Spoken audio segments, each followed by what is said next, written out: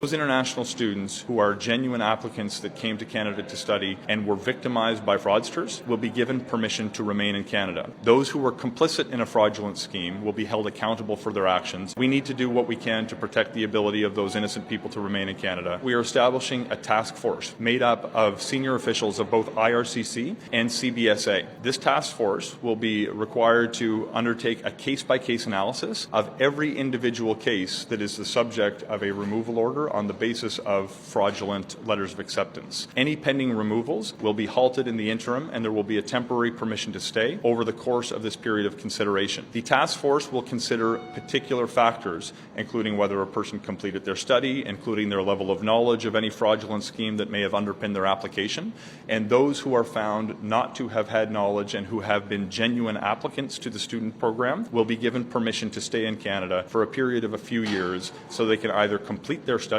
or potentially remain in Canada and work over the next few years. There are a few dozen people who have been subject to removal orders, but despite the fact that we receive many hundreds of thousands of study permit applications every year, the total universe of people who may have been admitted would potentially be in a few hundred. But to be clear, a lot of the people who fall within that universe are likely people who were taken advantage of. So I don't want to suggest that all of those people are in fact here on fraudulent basis. The fraud may have benefited them, but many of those people could very well have genuinely intended to come and had no knowledge of the fraud that benefited their application.